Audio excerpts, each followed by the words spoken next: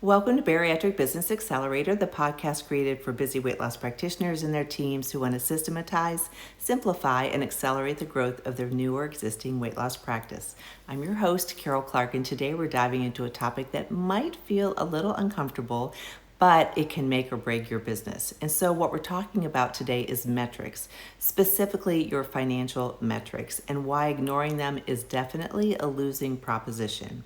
If you've ever said to yourself, I don't have time to pull those reports together, I don't even know what I should be looking at, or we'll deal with that at tax time, then this episode is for you. And here's the truth, not knowing your numbers really doesn't make the problem go away. And hopefully you do know your numbers, but knowing them in depth is really important. It means that they're not going to go away, and it just means that really you're flying blind, and eventually the financial surprises do catch up. I talk to practitioners all the time who get caught in this, and so we want to avoid that. I'm actually working with a practice right now. It's a perfect example of this very same thing. They only look at their numbers, believe it or not, once a year at tax time. And this does happen particularly with a lot of new practitioners who are just so overwhelmed with they just want to take care of the patient, and they have so many things going on as their practice is getting going. Every spring, this particular practice, they sit down with their accountant and boom, some surprises always tend to hit. Expenses they didn't realize were creeping up, services that were actually losing money that they thought were actually profitable, revenue gaps that they didn't anticipate, tax liabilities that they had no time to plan for and hadn't anticipated. And the worst part, they can't change what already happened. That happened last year. You can only react after the fact, and none of us make as good of decisions in terms of when we're reacting to things. It's like trying to steer a ship by looking at the wake instead of what's going on ahead of you. So when you don't track your metrics, you risk a number of things. First is cash flow problems that sneak up on you, missed opportunities to scale what's really working well, if you really understand that, what's working well, and a thin profit margin that can eat away at your likelihood of being able to grow. So let's talk about some of the most common reasons I hear for why practices ignore their metrics, and then we'll get to, of course, what to do about it. The first thing I hear is I just don't have time, and I get that. You're busy, but with a simple dashboard, this provides you with a quick pulse that you can just look at for 10 to 15 minutes a week or once a month. If you don't make time now, you'll spend a lot more time later fixing what you didn't catch.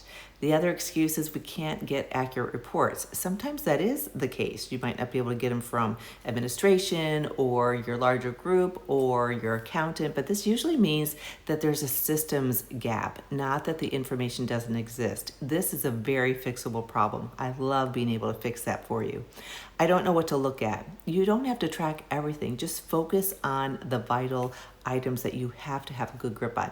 That's your revenue coming in, your expenses going out, what your profit margin is, preferably by cost center or by provider, your lead to consult conversion rate, your show rates, your retention rates. Those are the key things that we want to be looking at. Your referral sources too, I always like to know, because we want to increase those that are working and attract new referral sources. The other thing I hear is I just don't understand the numbers, and that's okay. I mean, you're a physician, you're a practitioner, you have patient care, you have many more things that you want to be worried about. But not understanding it is not a pass to ignore it. You need to get help, a bookkeeper, an accountant, a consultant, anyone who can make this very simple for you so you know what your numbers are. Every excuse comes with a cost, whether it's time, whether it's money, or whether it's stress, because you just don't know. And here's the good news. Getting on top of your numbers doesn't have to be complicated at all. We like to simplify things, right?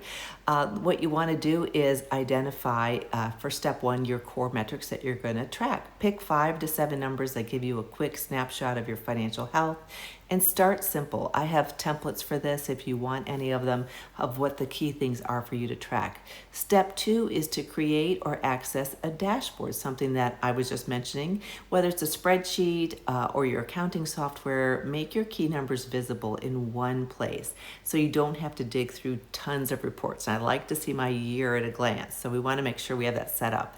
The third step is to schedule a standing money meeting, even if it's just 15 minutes a week or 30 minutes a month. It can make a huge difference. Make it part of your leadership rhythm, as a part of your leadership style. I do this with many practices practices.